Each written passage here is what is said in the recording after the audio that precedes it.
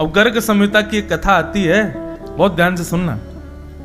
जब ठाकुर जी ने गिरिराज जी वापस विराजमान कर दिए तो ब्रजवासियों के कुछ समूह आपस में चर्चा करने लगे। बोले ये नंद जी को लाला जो है का है ना, जे सामान्य बालक नहीं है, जे कोई भगवान है और या फिर ये कोई देवता है। और वे सब गए जाकर के नंद बाबा से कहने लगे, बोले नंद बाबा आप हमसे कछु छुपा रहे हो, सांची सांची बताओ ये तुम्हारे लाला में ऐसा कौन सा गुण है, ऐसे कौन से देवता हैं या कि बंदर या फिर या में कछु तो विशेषता है, हमको बताओ। नंद बाबा बोले देखो कोई विशेषता नहीं है, आपको सांची बता दूं। गर्गाचार्य जी ने जब हमारे लाला को नामकरण संस्कार किया तो नामकरण करते समय गर्गाचार्य जी बोल के गए कि भैया देखो तुम्हारो जो लाला है ना, ये नारायण समो गुण ही है, नारायण के समान गुण है या लाला में, या हमारे कभी कोई अद्भुत लीला करे तो आप संशय मत करियो। और ये बात गर्गाचार्य जी ने दो लोगन के काजे ब्रज में कही है, एक वृषभानु नंदिनी किशोरी जी के लिए और दूसरी ठाकुर जी के लिए। तो ब्रजवासी पीछे पड़ गए, बोले तो फिर इन दोनों को ब्याह कराए दो, दोनों उनको ब्याह कर दो। ब्याह को प्रस्ताव सुन करके नंद बाबा खुश है गए, बोले ठीक है भैया जैसी आपकी इच्छा कर देंगे ब्याह। बड़ी अच्छी कथा है। तो नियम क्या है, बोले ब्याह पक्का कब होता है, हमारे यहां पूर्व का ऐसा रिवाज कि बेटी वाले कुछ सामग्री भेजेंगे बेटे वालों के यहां, और वो सामग्री बेटे वाले दुगनी करके भेजेंगे बेटी वालों के यहां, तब संबंध पक्का होगा। तो पहली सामग्री श्री जी के यहां से आई, बरसाने से आई। कितनी सामग्री, बोले इतनी सामग्री आई कि वृंदावन में एक तिल रखने की जगह नहीं बची, इतनी सामग्री आई। बड़ी बड़ी बैलगाड़ी में महाराज हीरे जवाहरात मोती भर भर के आए नंद भवन। नंद बाबा मुनीम जी के संग में बैठे हैं, बोले भैया जितनी सामग्री आए सब लिख लियो, दुगनी दुगनी करके भिजवानी है बरसाने। अब तो महाराज बैलगाड़ी आती जा रही है, आती जा रही, सुबह तो शाम है गई। नंद बाबा बोले और कितनी है, बोले अभी तो जगह ना बची वृंदावन में, अभी तो मार्ग में ही खड़ी है बैलगाड़ी। नंद बाबा बोले मुनीम जी भैया सब देख लो, सामग्री देखो, मणि आदि सब देख लो, कितनों मोल है इनको, और सब व्यवस्था करो, 10 दिन के अंदर दुगनों करके भेजेंगे, तब लाला को ब्याह पक्को होगा।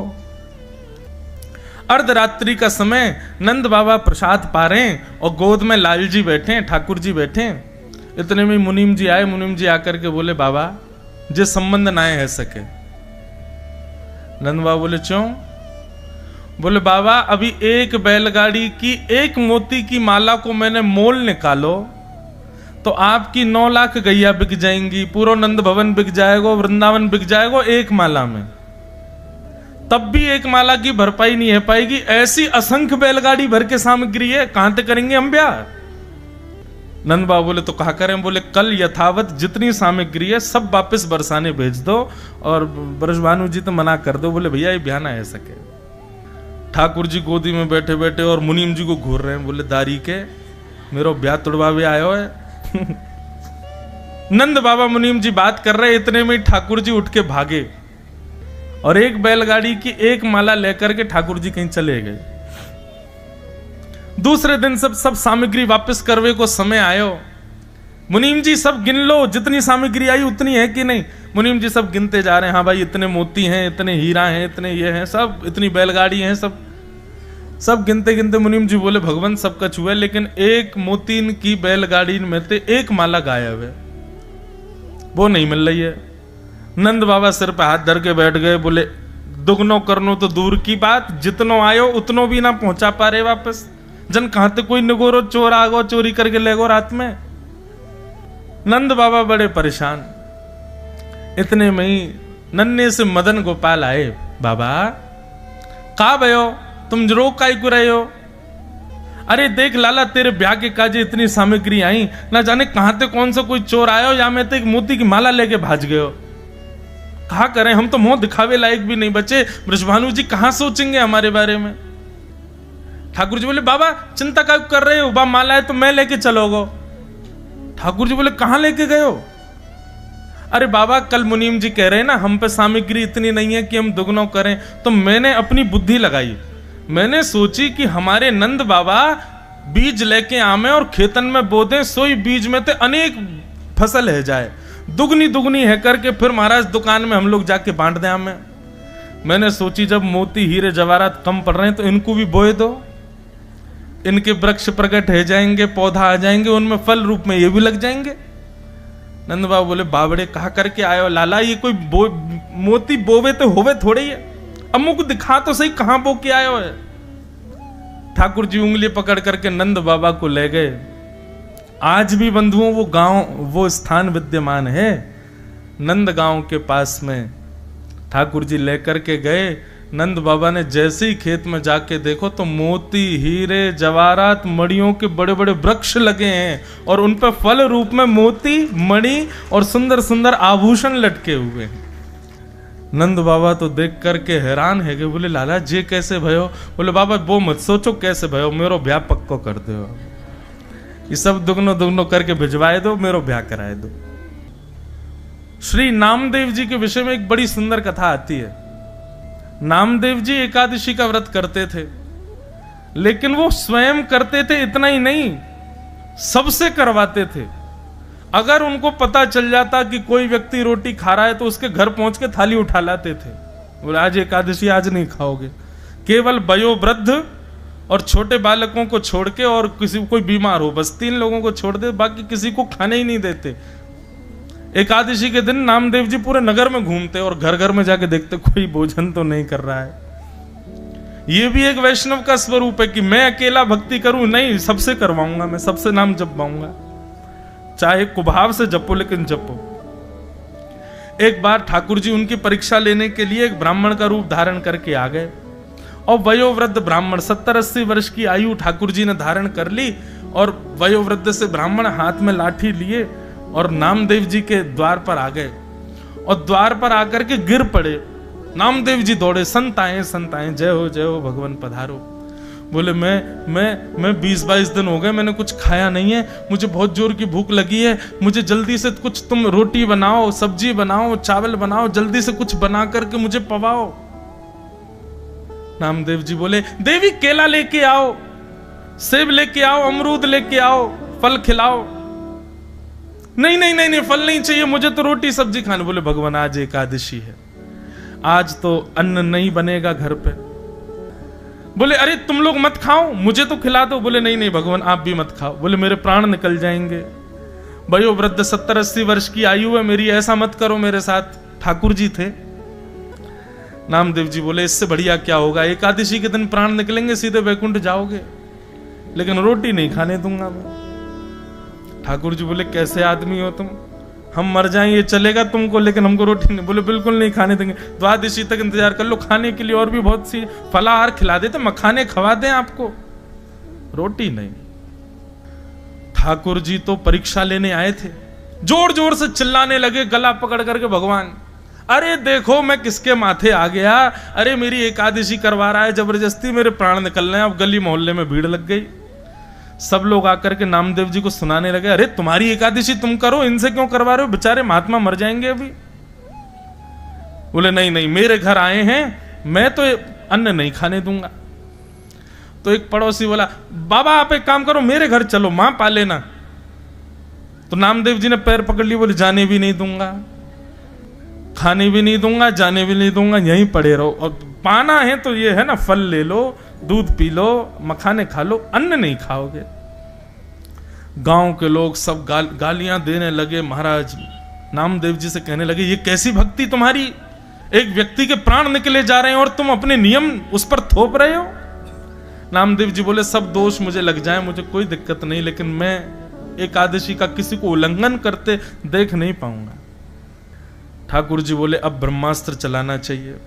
अभी तक तो ठाकुर जी तड़प रहे थे, अब ऐसे स्थिति हो गई और निकले प्राण, निकले मेरे प्राण निकले, बस निकलने वाले हैं, आहा अब तो मेरे हाथ पांव कांप रहे, अरे मेरे प्राण निकलने वाले हैं। सब मोहल्ले के लोग कह रहे नामदेव मान जाओ, बेचारों को कुछ पाने दो। नामदेव जी बोले नहीं भैया, एकादशी फल खिला दो। और अंत में ठाकुर जी ने ऐसी एक्टिंग करी कि वो जिस रूप में गए थे उनके प्राण निकल ही गए।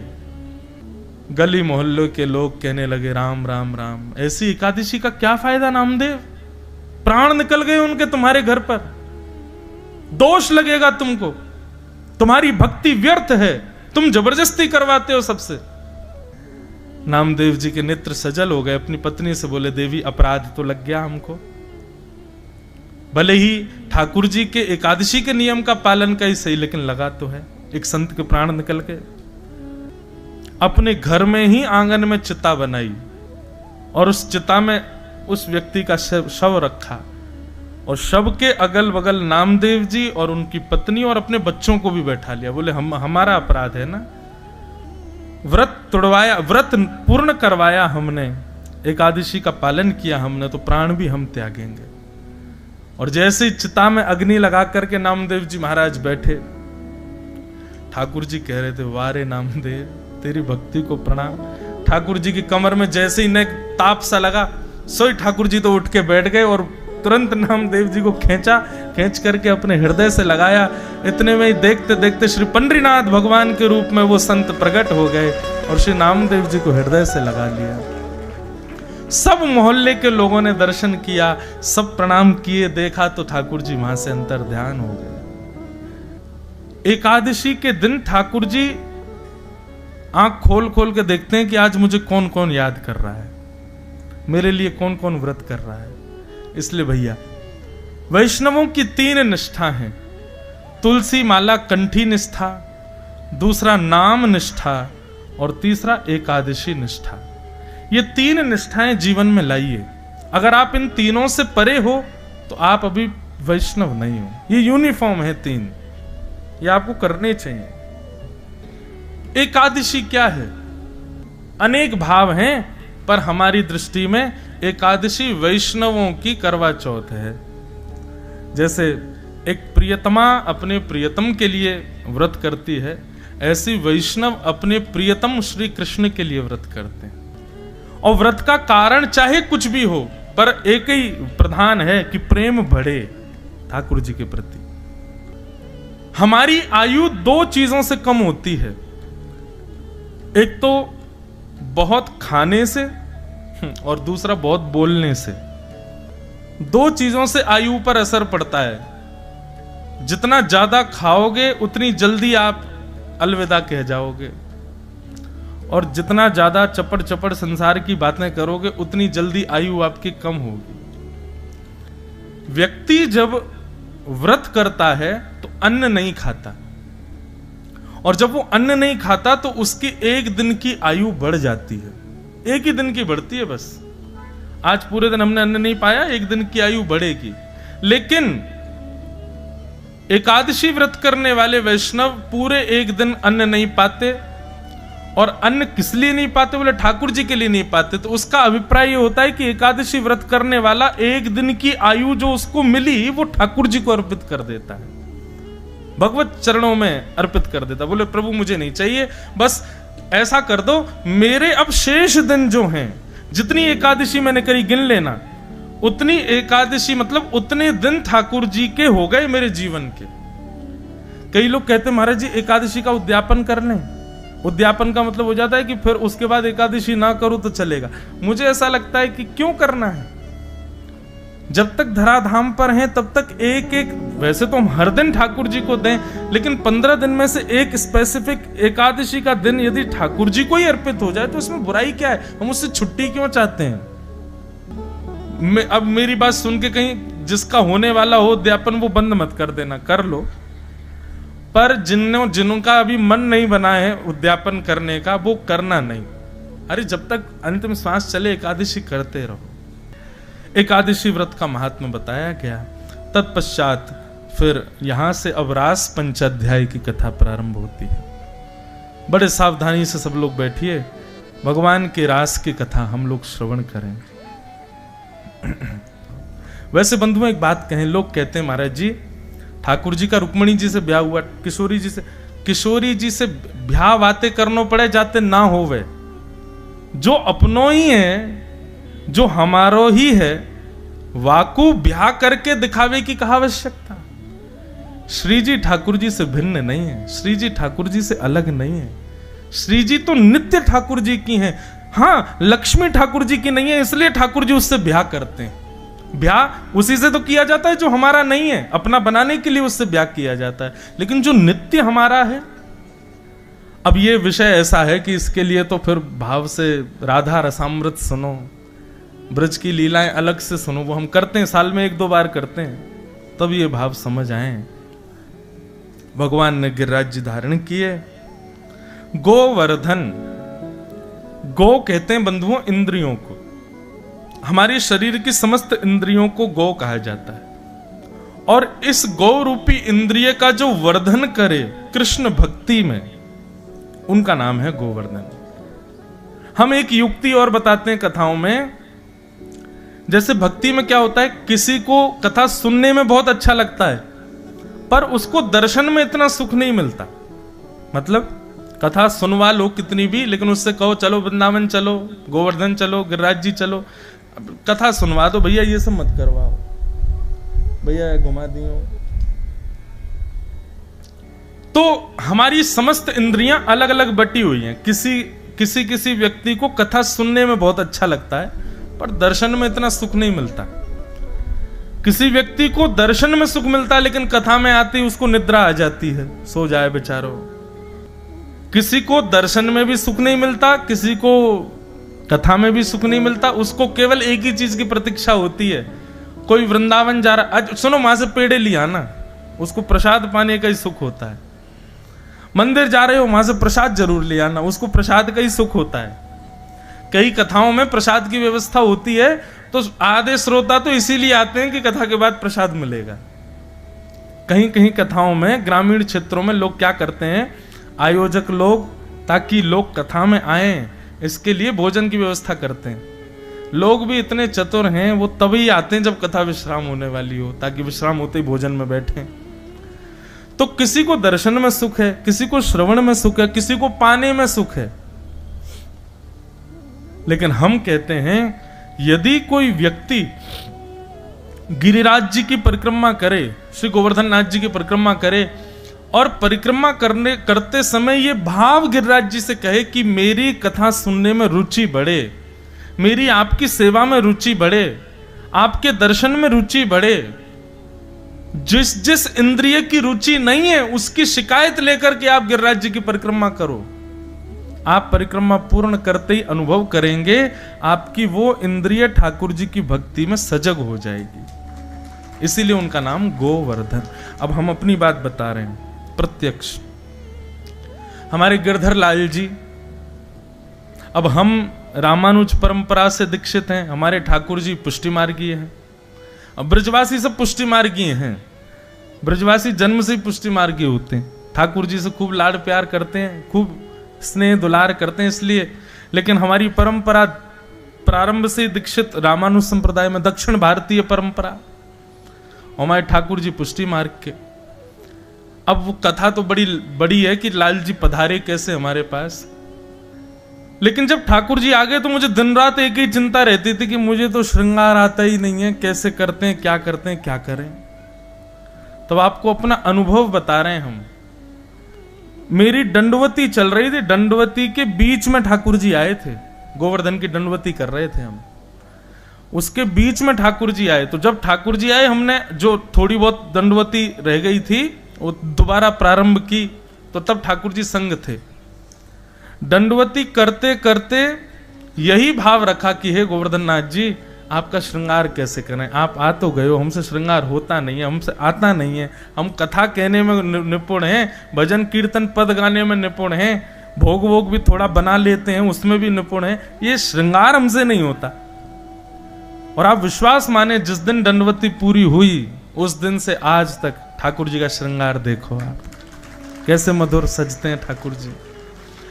हम कोई अपनी प्रशंसा नहीं कर रहे हैं, हम छोटे छोटे बच्चों को, कई सेवा करने वालों को श्रृंगार सिखाते हैं ठाकुर जी का कैसे करना चाहिए, और कहीं सीखा नहीं, ये श्री गोवर्धन नाथ जी की कृपा। इसलिए जिस सेवा में आपको लग रहा हो कि आप ठाकुर जी को 100% नहीं दे पा रहे हो, जाओ वृंदावन और गिरिराज जी की परिक्रमा लगाओ, परिक्रमा पूर्ण होते ही उस सेवा में आप निपुण हो जाओगे। इसीलिए उनका नाम है गोवर्धन। गो यानी इंद्रियों का जो कृष्ण भक्ति में वर्धन करे, वो गोवर्धन। जितने भी रसिकाचार्य हमारे वृंदावन में हुए सब गोवर्धन की परिक्रमा करते थे। क्यों? ताकि भजन में मन लगे, ताकि अच्छा एक और बात, कई लोगों में भक्ति आ जाती है पर फिर भी उनकी इंद्रियां, कुछ इंद्रियां सांसारी बनी रहती हैं। जैसे सबसे भयंकर है ये जीव। हम कथा तो सुनते हैं, भजन करते हैं, सेवा करते हैं, लेकिन जीव के चट्टपने पे बिल्कुल कंट्रोल नहीं है। जीव नहीं काबू कर पाती अपने ऊपर। जाओ गोवर्धन परिक्रमा करो। जो इंद्रिय बिगड़ रही है उस इंद्रिय को भी निपुण करते हैं श्री गोवर्धन नाथ जी, उसके दोष को भी नष्ट करते हैं श्री गोवर्धन नाथ जी। अनेक भाव हैं, लेकिन मेरे को ऐसा लगता है भक्ति पथ पर चलने वालों को जो भाव चाहिए वो प्रधान है। इसलिए जिस इंद्रिय को आप अपने वश में नहीं कर पा रहे, जाओ उस इंद्रिय की शिकायत लेकर गिरिराज जी की परिक्रमा करो। 21 किलोमीटर पूर्ण होते होते वो इंद्रिय आपकी भगवत भक्ति में लीन हो जाएगी, ये विश्वास है हमारा। ऐसे ही नहीं है श्री गोवर्धन नाथ जी, ऐसे ही नहीं विराज रहे। हरिदास वर्य कहा गया है श्रीमद् भागवत के वेणु गीत में, हम हरिदास हैं। और वो कौन है? बोले हरिदास वर्य, हरिदासों में भी श्रेष्ठ ऐसे श्री गोवर्धन नाथ।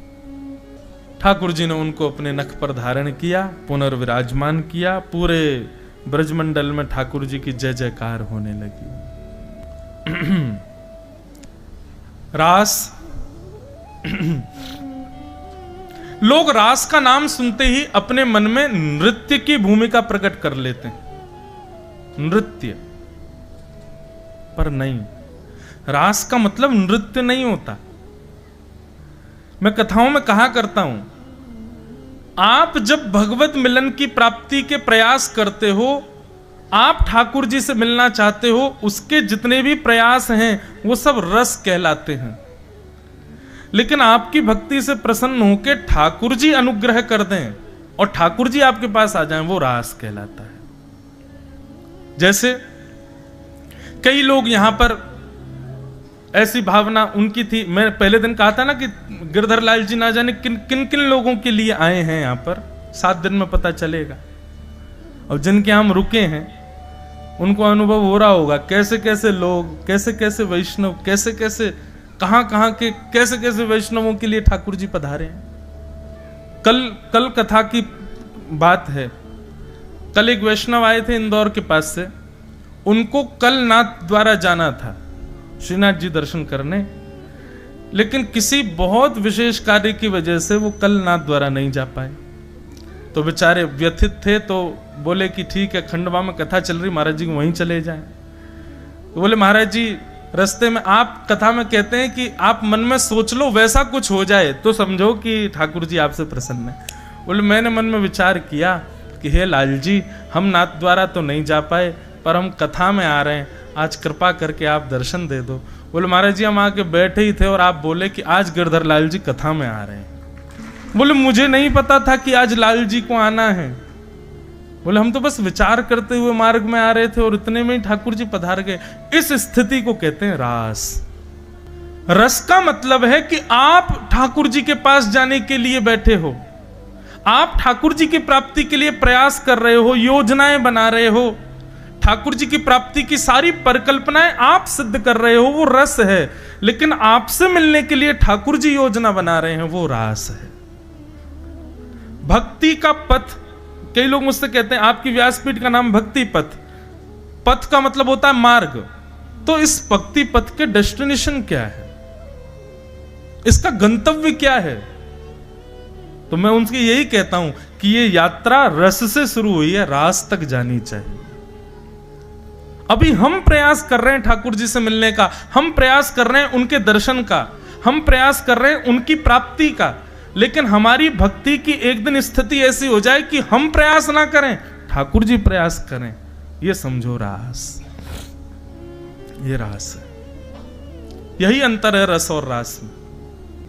मैं कथाओं में कहा करता हूं बंधु, हम सब गुल्ला हैं। कौन है? गुल्ला।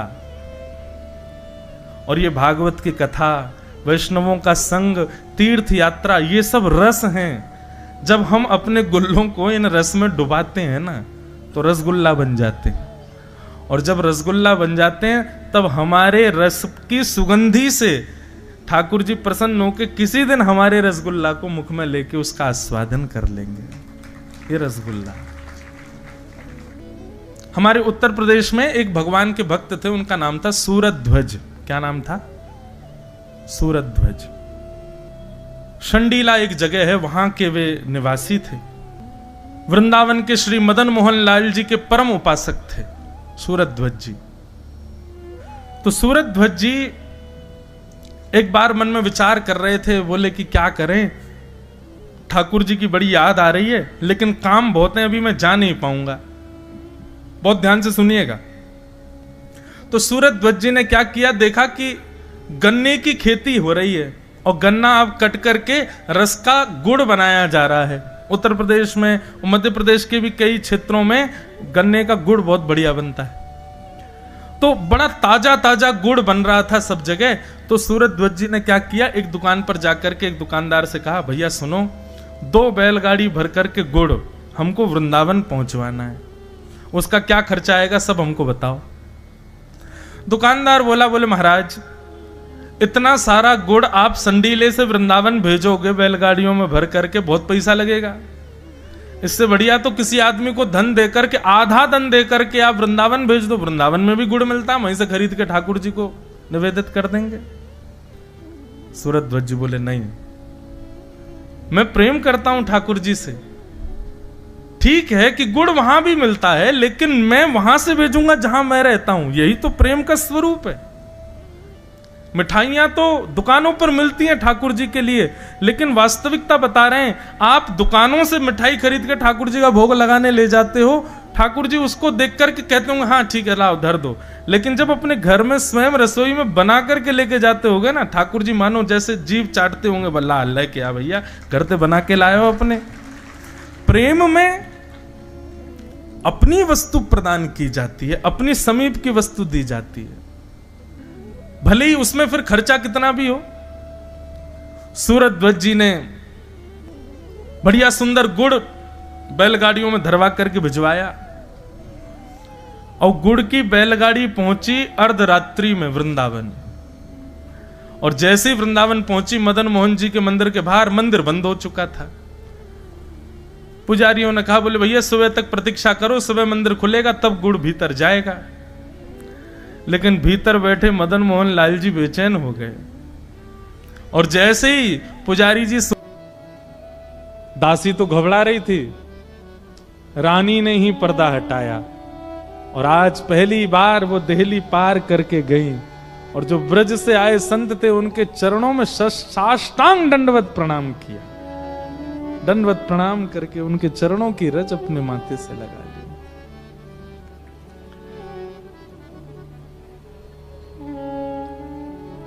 भक्ति निडरता भी देती है, लेकिन ऐसी निडरता नहीं कि महाराज 2-4 मल्ल देखे तो लड़वे पहुंच गए, वो वाली निडरता नहीं। पर ये भय समाज का, संसार का, लोक का, संप्रदाय का और कहें तो जाति का, इन सब का जो भय चित्त में व्याप्त रहता है, ये निडरता नहीं है। ठाकुर जी इतने बंधनों में हमको बांध के दुनिया में भेजते हैं। धीरे धीरे धीरे भक्ति की धार इतनी पैनी होती चली जाती है कि धीरे धीरे सारे बंधन अपने आप कटते चले जाते हैं। जात पात पूछे नहीं को, हरि को भजे सो हरि को। ये जाति में हम कब तक हैं पता है? ये चैलेंज है हमारे लिए कि हम ये हैं, हम ये हैं, हम ये हैं। आप अपनी भक्ति की स्थिति से, अपनी भक्ति के स्तर से एक दिन उसको काट दो। लोक कुल की लाज मर्यादा आदि, अरे कहां तक है? स्त्री पुरुष का भी ये भी एक बंधन है कि तुम स्त्री हो हम पुरुष हैं। जाके देखो इन्हीं गौरी शंकर भगवान को वृंदावन में नथनी वारे बन के बैठे वहां पे। भक्ति ये लाज भी नहीं रहने देती कि हम कौन है। ये सब धीरे धीरे कटवा देती है भक्ति की धार। आमेर के किले में मानो जैसे भूकंप आ गया। बात पहुंची राजा के कान में कि महाराज अब तो आपकी आंख के पीछे कुछ भी हो रहा है। बहुत सुंदर चरित्र रत्नावती जी का।